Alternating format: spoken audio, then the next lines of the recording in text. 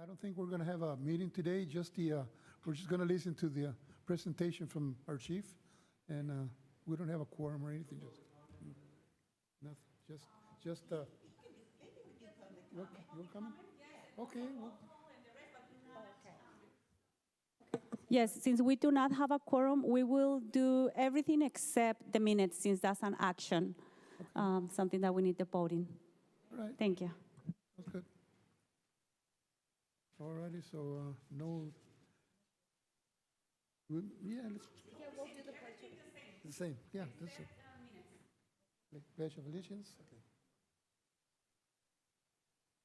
Allegiance to the flag of the United States of America, and to the republic for which it stands, one nation, indivisible, with liberty and justice for all.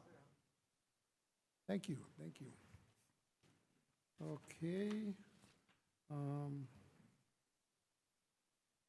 Okay, since we're not, okay, well, welcome to our meeting here. I mean, that's actually not a meeting, but let's jump on to public comments and listen to. So we need to do roll call first. So, sorry, thank you. And we have a quorum now that Ms. Gasca is here. Committee member Gasca is here, so we will have a quorum. So we can continue the whole program, the whole agenda as it is. You want roll call or? Okay, then we start with a roll call.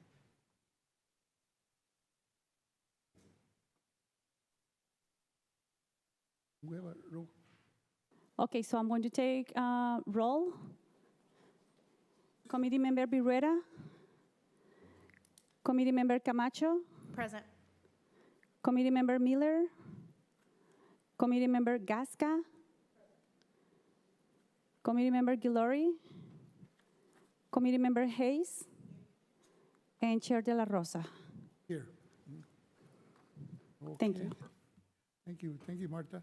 So now we can go to public comments, right? Go ahead. I'll go after you.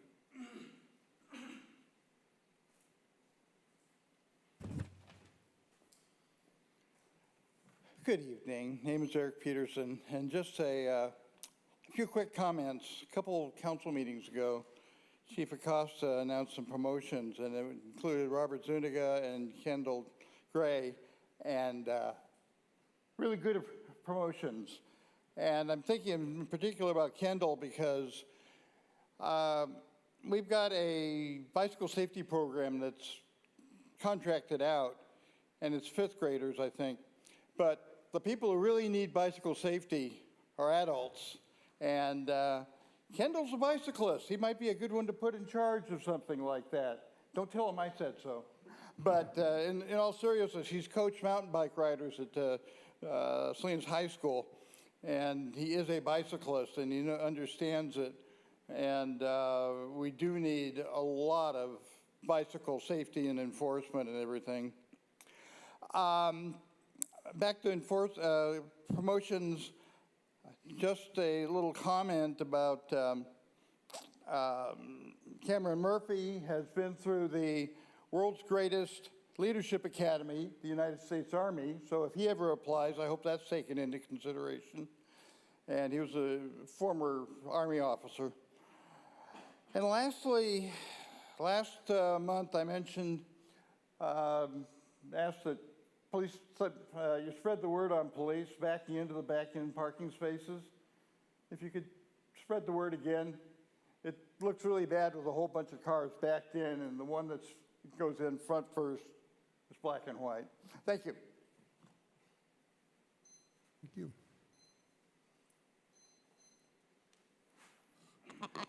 Hi, good afternoon, council members, or committee members, excuse me. Jose Guerra, Montebello Community. I just want to thank Salinas Police Department for reaching out to me and getting ready for us to have a meeting at Montebello. It'll be probably within the next couple weeks on a Tuesday. We invite everybody. We don't care what district you're in. We don't discriminate. Anybody's welcome to our meeting as long as you're respectful and you follow all the rules. We don't ask for too much. Also, I want to make an announcement on the two young gentlemen that got killed this weekend at a party, which should not be happening.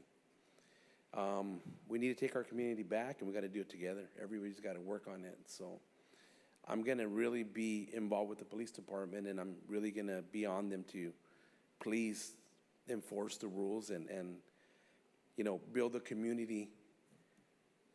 I want to say a rapport. I want people to reach out to them and be able to talk to them and be able to communicate so our crime doesn't go unsolved or it doesn't go unnoticed, so we can take care of everybody here in the city.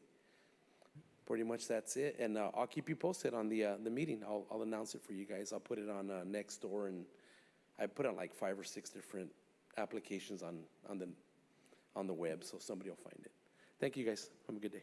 Okay, you let us know about the meetings, right? The date, you let us know the date of the meeting? Yeah, I'll let you know. Thank you. Anybody else have any comments? Public? Committee members, any comments? Let me start. No? We're going to check if we have any Zoom, someone from the public via Zoom. No comment via Zoom. So, okay, then we go ahead with the presentation now. We need to do minutes first, real quick. What? Minutes first. We need to do our minutes. Consent agenda, the minutes, approve the minutes from last meeting. I so move the agenda minutes from August. Okay, August 27th. with a motion from Patsy, Accepted. and second by Hayes, Yolanda Hayes. We will have a vote, a roll call vote. Yes. Committee Member Birrera? No. Committee Member Camacho? Yes. Yes. Committee Member Miller, not here. Committee Member Gasca? Yes. Committee Member Hayes? Chair De La Rosa? Yes, Motion passes. all right. So now, okay, we're ready, Chief, for your presentation. Thank you. Good evening, PCAC Committee, Chair and Committee members. Thank you for having me. Chief Acosta, Mr. Peterson, and Mr. Guerra, thank you for the comments. I'm going to change things up just slightly tonight as it reflects the items in order this evening because I have to attend the District 1 community meeting this evening, so I may be leaving a little bit early.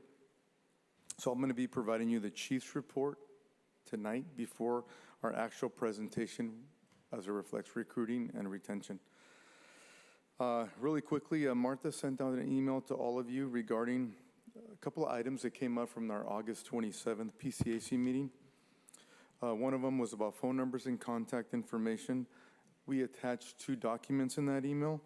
One of them was a police department's commander map that also has the cell numbers and emails to the commanders. Sometimes when situations or information doesn't rise to the level of 911, there's a point of contact that the community and yourselves can reach out to via email or cell phone for that commander. And they're in charge of those designated areas. The second thing was a community guide brochure. I think you have one of them there in front of you. It shows the Salinas Police contact numbers as well as some city and community resources. Do you have that there? Okay, perfect, thank you. And the other thing that came up was regarding calls for service. What is a priority 1 call versus a priority 2? What is the process of online reports? So we appreciate the questions and comments regarding the dispatch services. So one of the things that we want to do is we anticipate doing a future presentation on these topics to address it. I think the 911 dispatch center is not employed by we have a contract with the county that manages our 911 dispatch services. They're actually not Salinas Police Department employees. So we want to actually kind of go over that process, online reporting, calls that don't rise to the level of priority 1 and 2, and other reporting processes. So we'll anticipate a future presentation. Now moving forward for council items that we have as a police department. We're going to be going to council on October 14th for the approval and purchase of ammunition for our precision rifles. Because these rifles are only used by our specialty teams, it's subject to Assembly Bill 481 and must have council approval to purchase those items. So that will be going forward on October 14th. And lastly, I wanted to remind you of the State of the City address tomorrow with the mayor, and we sent you an email. We'd love to see you there at Sherwood Hall tomorrow between 6 and 8 p.m. This concludes the chief's report. So do you have any specific questions about these items that I just addressed from our last August meeting? And if you don't, then I'm going to introduce you to Commander Brian Johnson, who is the commander for our personnel and training, who's going to be providing you the presentation on staffing and recruiting. Okay. Questions? No questions, but not in regards to this, but I just wanted to say thank you for your leadership with the what happened over the weekend. I heard from various families, the police department was very responsive to the community needs. So thank you for your leadership in your department. You're welcome, Camacho. Thank you.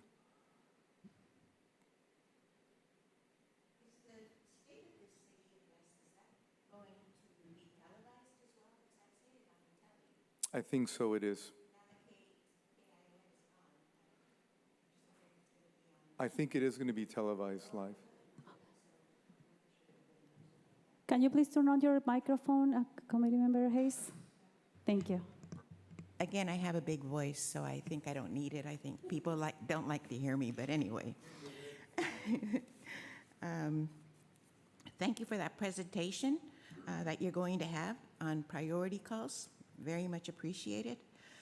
On the bicycle program, I yet to contact TAMSI because I did bring it up at one time that we should have bike rails, and I was I'm sorry to interrupt, but this is regarding only what the chief just mentioned.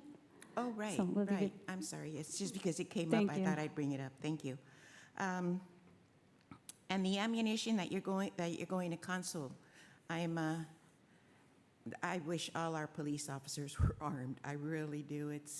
You never know what's going on out there. It's just can be so dangerous. Be a heartbreak if we lost one of you. So we really appreciate you. And I see in the map here that our commander is going to be Kendall Gray for District 6. So I'm very pleased about that. I was wondering if we can get even a darker copy than this, because I'd like to post them up in the bulletin boards, and just so people know that, who their council member is, or who their commander is, I should say, and Sure. who to contact. So We that can would have be- Martha send you a few more Okay. copies. And it's also on our department website. Yeah, I try to print it, and this is how much I love it. I just put it in a baggie so it didn't get dirty. We'll send you some. Okay, We can send that to you. thank you. And that's it for me. Thank This is you. on the report, right, Leo? Yes, okay. Thank you. I just have one question. Okay, on this, I think you mentioned last time that these phone numbers that appear on this page, they really don't work, right? It's better to go through email? Yeah, email, so that is their work number, and you have to also consider that they don't work 7 days a week, so the email is obviously appropriate, but the phone number also is a secondary option. But email, sometimes our commanders do check emails when they're not working or there's a day off. Great. We should do it. Thank you. Okay, Thank you, Chief. And now I'd like to introduce you to Commander Brian Johnson, who again is a commander for our personnel and training unit, who's going to provide you with a staffing report. Looking forward to seeing you tomorrow or next time. Thank you. Thank you.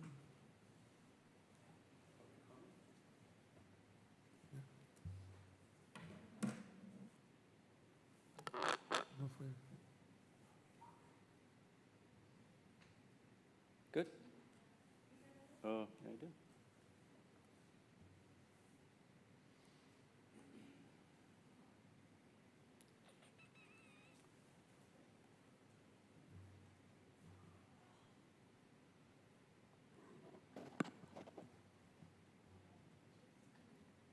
I'm sorry, real quick, I forgot to ask if there were any comment via Zoom regarding the chief's presentation. Yes, please. I apologize for that. Hi, thank you, Jose Guerra, Montevideo Community. I'm very happy that we got this report. I'm very glad that the situation happened the weekend, was taken care of. I didn't get a lot of input on it. I didn't want to get too involved. I wanted to let the family, you know, they go through a lot when this happens. I didn't want to reach out too early. But I'm really glad that the police department did a great job on it. I'm sure they did. And you know what? They should have a surplus of funds for the ammunition. They shouldn't be go to council. That's just a bunch of BS. It should be, you should always have surplus of funds for ammunition and things you need, especially for safety and security. That's it. Thank you.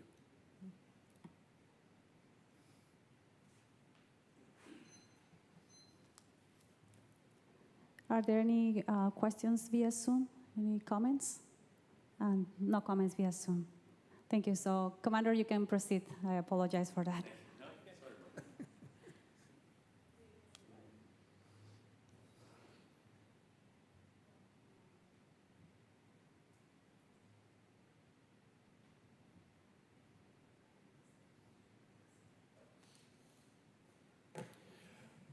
Good afternoon. My name is Commander Brian Johnson. I'm up in Personnel and Training. Thank you for letting me be here and give this presentation. So I'll go through a number of slides that's going to go through our staffing and our recruitment strategies and how we're approaching to hire more police officers at the PD and also civilians. So the first slide is going to go over our current staffing levels. So this is as of September 17th. We have 145 sworn positions filled. 139 are actually sworn. 6 of them are police recruits right now. 161 officers are authorized, so we have 12 positions to hire, gives us 16 total vacant positions because that includes 4 frozen positions. Our professional staff, we have 44 filled. We're authorized 55. We don't have any frozen at this time. 55 of those positions are funded, so we have 11 open positions. The professional staff, those open positions, a lot of them are from our records department, our CSOs, CSAs, the people that work at the front desk. It's majority of those types of positions. And we're always hovering right around that 11 number mark because of our, the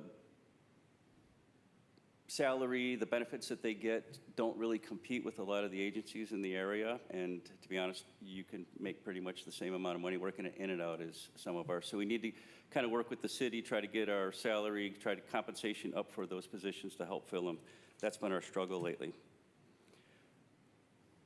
We have launched a recruitment website that's up to date, gives recruit officers, civilian people, the steps that they need to go through the process.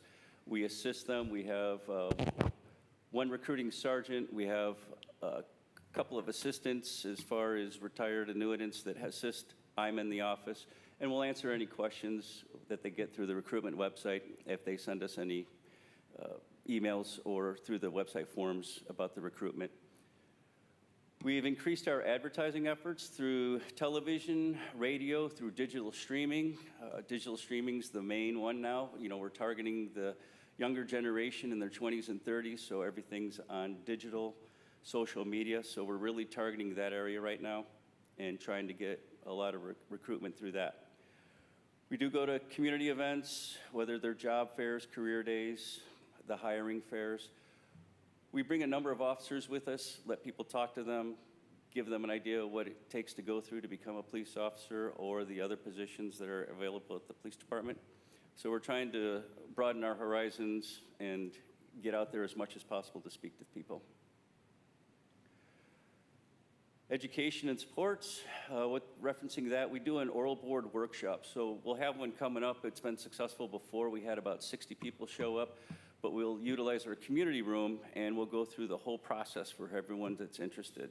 And we'll explain everything that goes into hiring them as a recruit officer, or even if they're not looking for a police officer job in the civilian world. We'll go through the whole hiring process as far as the forms that need to be filled out, the background checks, what's good and bad, honesty is the best policy, and give them a whole rundown of that to give them an advantage of the interviews, or at least prepare them so that they're successful in the hiring process. We've established some mentoring partnerships with Rancho Cielo and Hartnell College. We're going to have some officers working with people in Hartnell and Rancho Cielo, kind of develop them.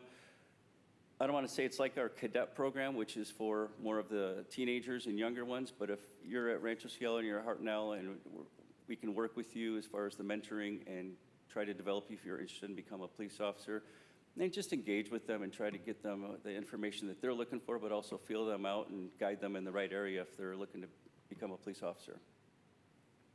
The hiring incentives is still there. A lot of agencies nowadays are trying to use a little bit of money to help recruiting. It does help because, especially for laterals, if you're at another agency and you're not happy and you want to come over here, obviously lateral officers get on the streets quicker and they're serving the community here in Salinas more than a recruit because the FTO program's longer. So we do have a higher incentive to try to bring people from other agencies over. We're always out trying to ask them whenever we go to another agency, tell them that we're hiring, and we try to lure people over. That's kind of the game we do, and we're law enforcement. And $20,000 for recruits. If you're interested and you know someone and officers are out trying to convince people to become police officers, that incentive is there also. Here's some of the successes. So new sworn officers in 2025 so far, we have 7 laterals, which is good. We have 12 graduates from the academy. What that has enabled us to do is we've been able to beef up our traffic unit because that's most of the complaints that we get around the community is speed, collisions, the intersections, all that. So we've beefed up our traffic unit. I'm in charge of the traffic unit, and we try to get officers out there on motors. Today was raining, but we try to have 2 to 3 motor officers out every day right now. That's our scheduling with the motor unit to get out there. And they're going to the schools in the morning and when schools are letting out. Those are the targets. And as far as new professional positions, we have the forensic specialist one and management. Those have been hired. Now, what that does for us at the department is the forensic specialist, before we had that position, we just had officers going in there on a collateral basis when they had time to go in there and do some of the CSI work with casings or processing evidence. Now with the forensic specialist, that frees up officers that they're not going back there and having to do that work. Management analyst handles a lot of the back-end stuff with grants, and that assists us so that people like me up in admin don't have to work on the grant stuff. I can concentrate on recruitment stuff, and they can handle all the back-end. Communication specialist and public safety recruitment coordinator, they're coming soon. Right now, I'm also in charge of the PIO that we do a lot of, me and my Sergeant Dunnigan do a lot of the interviews on TV, a lot of the posts on social media. Once we're able to get that communication specialist, we'll be able to kind of offload that from our plate and give that to them, and they can deal with it, which would free us again for more recruiting, and it'll snowball. And the public safety recruitment coordinator is going to assist us up in the recruiting office, and we'll be able to assist with the job fairs and the mentoring and going out there and making contacts. So those new professional positions are going to really assist us in freeing up our time and being able to get out there more often. And these are the numbers over the years. You can see starting in January 2020, that was right when COVID was really starting to take effect, if you remember. So our authorized positions were 174 at that time, and our frozen were 12. And as you can see, as we move forward year by year, the authorized positions did dwindle in 23 down to 161. The frozen positions got down to 4, and you can see the funded. Now, the sworn positions filled, you see how in 2020 was 152. We started to do our decrease in 21, 22 down to 140, all the way back to nowadays, we're at 145. So we are increasing over the past 2 years with these recruitment efforts and getting back to some of the staffing that we had back in the day. When I was here in 2008, we had 189. That was the highest we ever had. So we're moving in the right direction, at least at this point. You see the recruits in the academy. We're getting more and more recruitment going. In fact, a lot of law enforcement agencies, academies are filling up quicker. We're utilizing different academies. We're running our own testing at the PD. So we're able to get more and more in the academy each time. So those numbers you'll see start to go up. We should have more. I was just talking to my sergeant. We should have more going in early January and February. So we're doing well in that aspect. Officers on light duty, I want to point that out. As you see through the years, it was 12, 17, 18, 21 at the highest point. We're down to 9. A lot of that comes from burnout and overwork, and now that we're getting more officers, we're seeing that less officers are getting injured on duty and having to take time off because they're not working as much, and they're not getting injured on duty, they're not getting burnt out and that. So those numbers, that's good that we're seeing those get lower as the years go on as we're increasing our recruitment. You see fully trained officers on duty. Back in 2020, it was 129, we're at 118.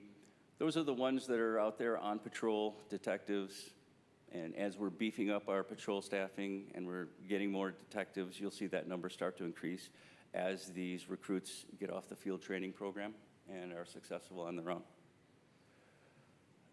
Vacant positions, those kind of work around. As you can see, we have less and less. We're starting to get to the point now where we're doing enough recruiting and sending people to the academy where we're going to see that number get down to the single digits, hopefully in this next year. And current sworn officers, as I said before, 148, we're at 139 this year. So it's starting to go up from the 129 and 24.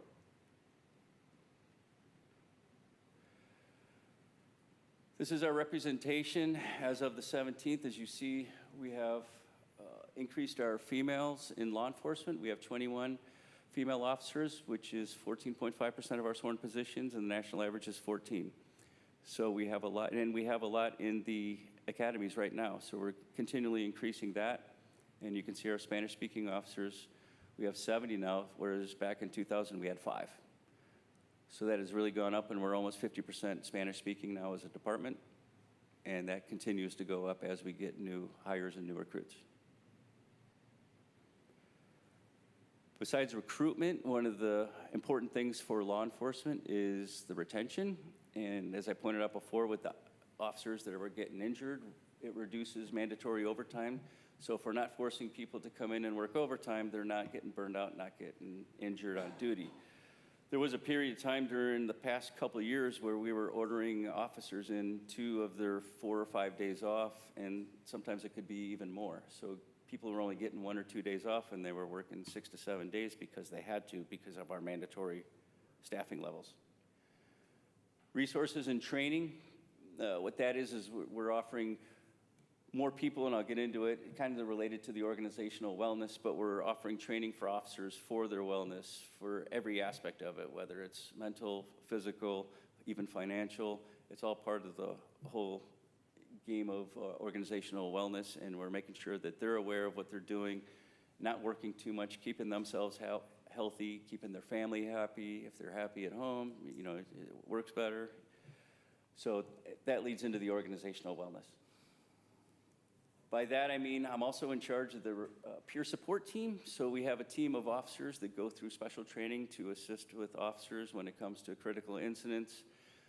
If they, God forbid, they're in a shooting, they see a child death, anything like that that might impact them, especially mentally, we work with them. We have special people that we're trained, and we go talk to them, figure out if they're doing okay, if they need extra help, we take it to the next level, things like that. But we want to be there, be supportive with them. So we're expanding our team for the peer support team to assist the officers in that.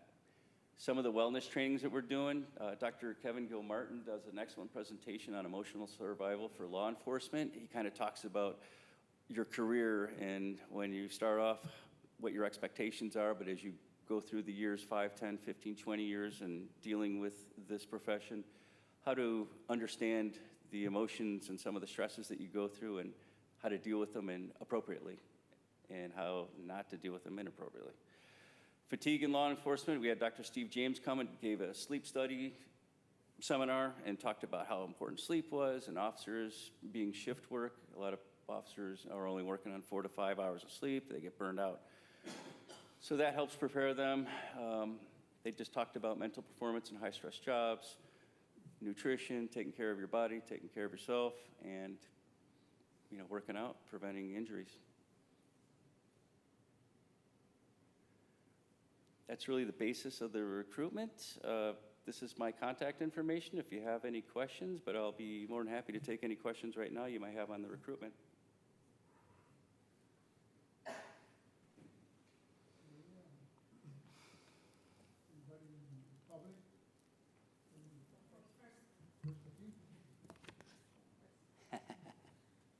Commander Johnson, thank you. It was a wonderful presentation. On your peer support team, I'm just curious, what's the follow-up process? Is there like a 3-month, like when there's something critical or a crisis that they've witnessed with the officers, is there like a 3-month check, 6-month, year? You know, How it's long do you follow? It's case by case, and we usually, it's not that long typically. We would follow up with them days if it's something tragic. We'll follow up within a week. We'll make sure they're doing all right. We have officers that we have a check-in process. We'll call them. Our team does everything confidential unless there's only been a few instances where it's been brought to my attention I need to take some different action. And at that point, I might approach HR. But we do follow up depending on the situation. If it's a parent that has a 2-year-old and they just went to a call that was like that, you know, we'll keep on them for a couple weeks. And other than that, we'll just follow up. Thank you. And then the public safety recruitment coordinator position, that's a civilian position, right? Yes, it'll be civilian. Thank you. That's it for me.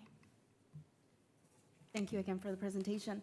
On the positions that are filled, authorized and filled for professional staff, you mentioned that there's 11 open positions. A big challenge is because the pay is not competitive. Has there been, or is there opportunity for an audit to see if some of those tasks or responsibilities can be combined so that maybe salaries can be combined, and instead of having 11 open positions, we can like have 4 positions with greater responsibility of sorts? A lot of them are different positions. For example, the CSA position, what we call the community service aide, those are the people that work the front desk at the front counter. They have a different role, and they get trained completely different than the records, the couple of positions we have in records. So they learn a whole different way. So combining those, it's not really feasible because of the different roles that they have and the jobs that they have to do. At what point then do we justify just offering a higher pay, or do we make the case to say, hey, these positions are never going to be filled if we're 20% below? No, we work with the market? city when they do their salary studies. Okay. And then we go from there and try to adjust appropriately when we can through their unions and MOUs. That makes sense. And then are some of those positions where the funds, since they're funded, is it a use it or lose it? Do those funds get reassigned to another part of the department? Can we be strategic with that? Well, unless we need to fill those positions so that they don't get frozen or taken away, because we do need those positions. So is that kind of what you're asking? Well, if you don't fill them by the next fiscal year, do you use the funds for another departmental need? There's some salary savings that might go into that, but we don't do too much with those positions just because the funding for those is not as much as we would take money from. And at what time frame is a threshold to where a position would get frozen because it hasn't been filled? That just comes up during negotiations and that through with the city. Okay, thank you. On the staffing levels, when you look at, you know, there was lower staffing levels around 2020. Obviously, around 5 years ago, it was probably not the best career choice to be a police officer. So some of those staffing levels, are they in line with national trends? I would say yes, no. Every community is different, and every community has a different salary base and what they can offer. So as far as, I would say the trend in law enforcement, everyone's still trying to recover and still trying to hire from the past 6-7 years when we've been struggling. So everyone's in the kind of the same boat as far as the percentages of down. If you go to another agency, they could be down, 5, 6, 7% of their officers, and if it's a bigger one, it could be 10. Okay, and I say this because there's the narrative that our police department is understaffed, and so it's important to see that if this is a national trend, then it's not an anomaly, it's not Salinas specific. Then is there, the new positions that you mentioned, and I forget which slide, the ones that said coming soon, are those funded through a grant that they could be at risk of maybe at some point we lose that grant money, or? Those I do not believe, Tanya, are those from the grant? No. No, Okay. those are funded. That's good to know. Then the last question is in regards to recruitment or just bringing people on board. Has the department ever considered a reserve program? Have we ever had a police reserve program, or has there ever been a study to see if that's something that the Salinas Police Department could benefit from? We have what we call an annuitant program, and that's because of our PERS and our retirement system. We don't have a full reserve like you might think of that they used to have back in the 70s, 80s, but we do have some officers that have retired that come and assist us and do some of the, I don't want to say simpler tasks, but maybe transport. So we have an officer that comes back and he just transports people to county jail when they need to go, so that an officer isn't tied up for hours and hours there. So we have different positions like that retired officers do come in and do. It's not a full reserve program, it's an annuitant program, but we do have some, and we are still bringing some in. Okay, and I say this because my partner started his law enforcement career as a reserve police officer with City of San Jose, and I hear those stories, and I'm thinking, that sounds like a great bridge program to satisfy some of the challenges that we have, especially when it comes to staffing. Yeah, so we do try to bring in some of those people. Again, it's not a reserve program, but we do utilize retired officers that can still work and utilize their skills, and we'll use them. Great. Thank you. Those are all my questions. Thank you.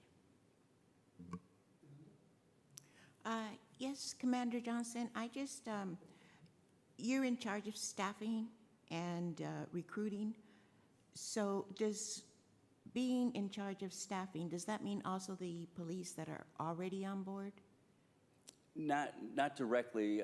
If I was a patrol commander, I would be supervising directly those officers, but while I'm up in personnel and training, I don't directly supervise them. So you're more new hire? Yes. New hires? Yes. Okay, all right. I like how you put a little tag in there, a little announcement here. I think that's really good. Join our team. We have a bicycle gang. I don't know if you've heard about them, but they live up in your Village Heights, Village Heights by Natividad and Veranda.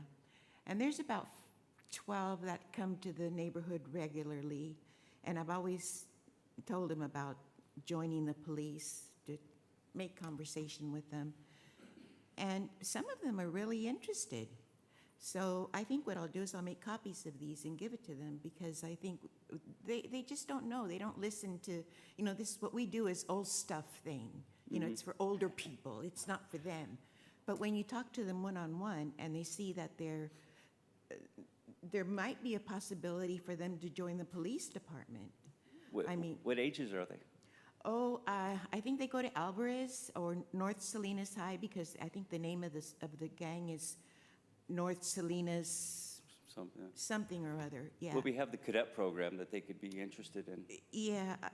Do you have anything like a brochure or something on the cadet program, or would just give them the email address? Yes, I can mail you the information. It's on our Okay. website. You can visit our website, and it's right there, but I can reach out and send you the information. Okay, because the more kids that know about it. And what is the starting salary? Do they get paid for training? I know at one time they were getting paid for training. They were giving a bonus or something if they came in and they did some training. What's the starting salary for new recruits after they've gone through the training? Do you know, Tanya, off the top? We'll get that for you in just a second. Yeah, I mean, it would be good information to have, because a lot of them are interested. Well, we are all interested in money, but to get the young folks involved, I think that would be great. And they don't have to be young if they're interested. I was 34 when I started. Oh, yeah, I think everybody that I know that's 34 in my neighborhood work already. They already have a job. I'm just trying to get these loafers that are just riding around and causing havoc. So those are the ones I'm interested in. Oh, okay, thank you. Okay, so police recruit, they get $7,300 monthly. And if you're a That's very lateral, good. it ranges from 8,100 to almost 11,000 monthly.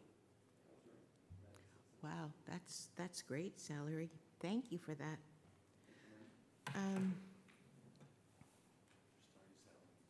When you do these workshops, when you do these workshops, you said at one of the workshops you had over 60 people attend. That's pretty good. Out of those workshops, what's the recruitment success? Unfortunately, this last one we did was not very successful. Out of the 60 people, I really don't think any of them made it through the background process. Oh, You know, our background process is stringent enough. I mean, you have to be a good citizen, and Right. you can't have a lot of things in your skeletons in your closet. So we weren't very successful on the last one as far as, there was a lot of people that applied, but Yeah. unfortunately, none of them really made it through. So we're going to do another one soon, and hopefully our luck's a little bit better and just get some quality candidates that are able to get through the process. yeah. Well, that might be well, these kids that I'm talking about range from 14 to maybe 17. Yeah, so they're more of the cadets for. So they're still young, yeah. Yes. They're still young. Hopefully, they don't have a record. So what would be the ideal number of police officers so there wouldn't be so much overtime and they could have a decent night's sleep? What would be an ideal number? Well, like I said before, when I was here in 2008 and it was 189, Right. I can tell you at that time, all of our patrol shifts out on the street were full. You know, we didn't have to hold people over.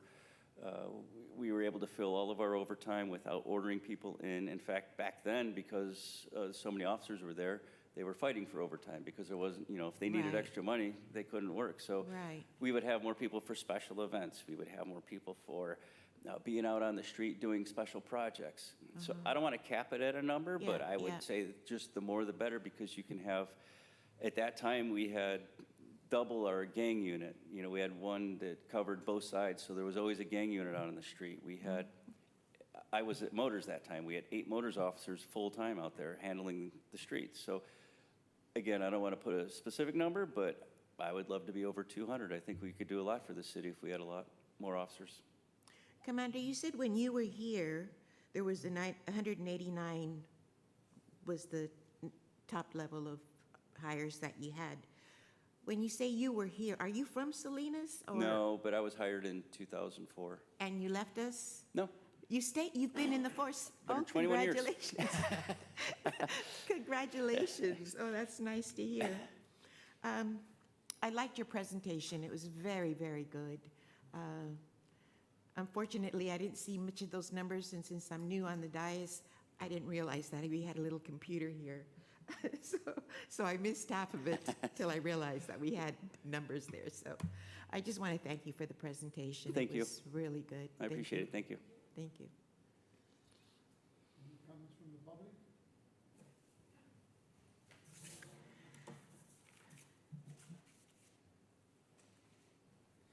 Hi, thank you. Jose Guerra, Montevideo Community.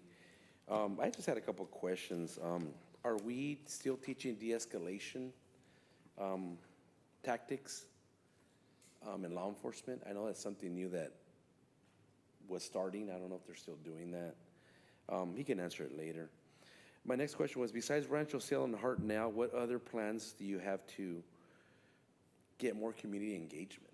Like, what other plans do they have to reach out to the community and law enforcement? I think it's very important they need to start doing that.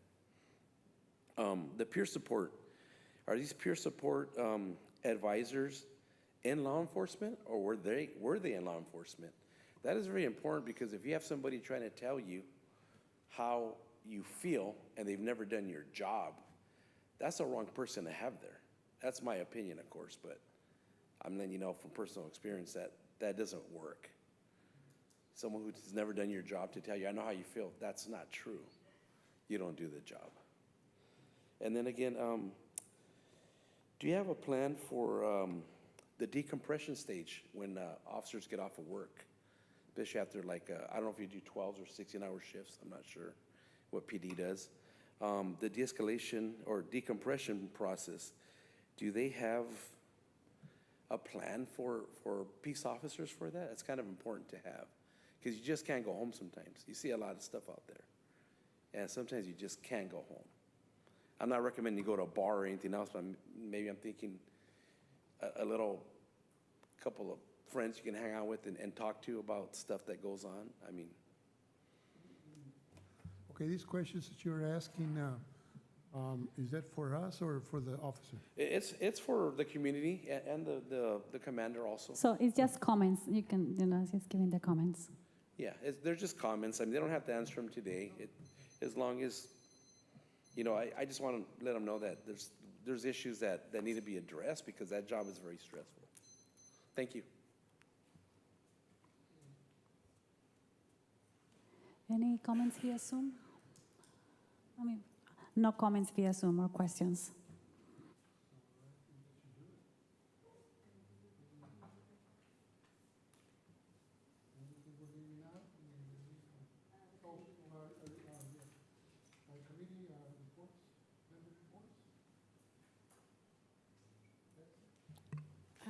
I don't have any committee reports, but I just wanted to get your last name, sir. I didn't hear it. I'm sorry? Your last name? Jose Guerra, G-U-E. Guerra. Okay, thank you.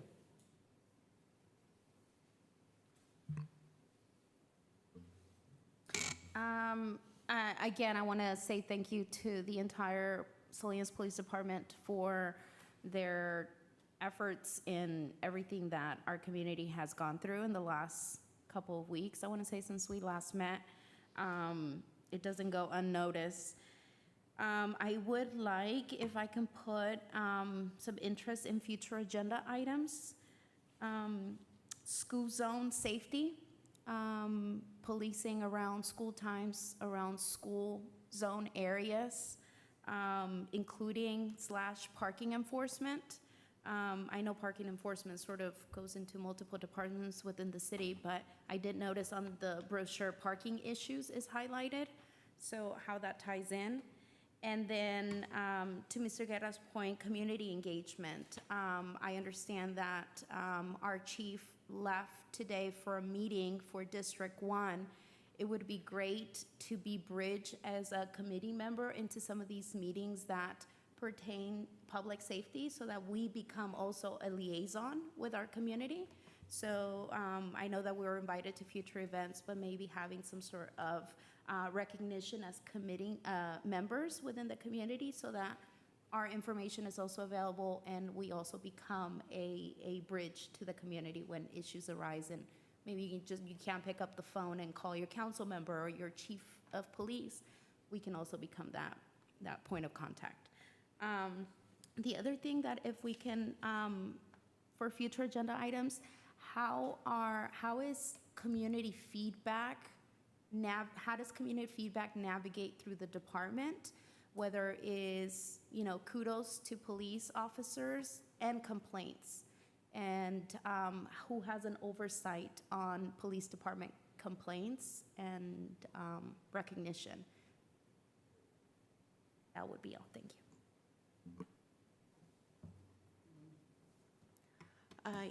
Yes, I think, I know I need personally some training because I never really followed what they do, what the police do, except for attend to crimes, and you call them and they come, and, they do a lot. But I really don't know a lot of the nitty-gritty that goes on. And I'll bring this up, it's because we have an unhoused issue because we live by the creek. And there was a suspicious activity, a gentleman that comes regularly to the creek, in a bicycle, pulling a wagon full of stuff, bags, brown bags. And to me, it's one of my neighbors who's also seen him said, there's probably drugs in there. So that was suspicious activity. So I called the police, And they came out and drove around. And I saw that they drove around, so I live right across from the creek. So I stopped him and I said, you just drove around. You know, you didn't go down there and investigate. I thought they were part of that. They could come in and go see what's going on. But he said, no, it's too dangerous for us to go down there. And we live there. So if it's dangerous for them, it's dangerous for us. And I guess he says, we have another team that goes out. I think he called it SORT, that goes out when because it's more than one police. But see, I've been a neighborhood watch for 15, 20 years, and I didn't even know that. Because it's changing.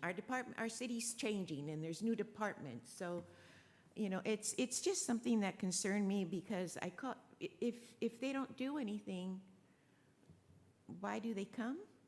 I guess is my question. I don't know. You know, I've seen people also, I think I mentioned about the in-house girls in fancy Selena City cars that just sit there looking for homeless in a nice SUV. To me, that's a total waste of our city money. If we need them to do something or we'd like to get some response, and they don't do that. The homeless, the in-house are not going to come out and say, here we are, you know, count us or whatever they do. So I guess I feel I need a little bit more training. And I don't know if we're going to get any training or what we get is going to be here on the dais or just read. I mean, you know, I mean, I see all the crimes and everything. But that's just something that I just thought of because it's happened twice now with people just coming and just looking. It is a nice area, or not even just passing by in a car. To me, that's not a good use. If I would have been told by the dispatchers, this is not what we do, you need to call so-and-so, but maybe they don't even know.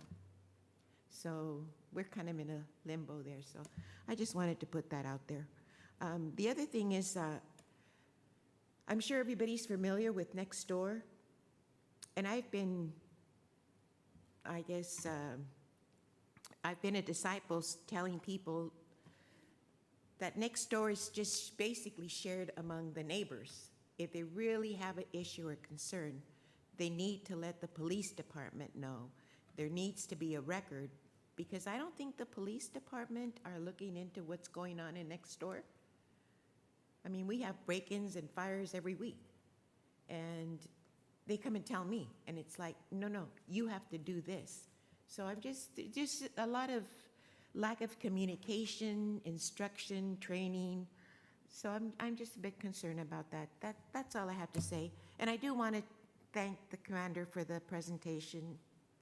Very good presentation on hires and recruits. Thank you. I myself, I'd like to thank you for your presentation. It was great. Also, September 11th, I attended the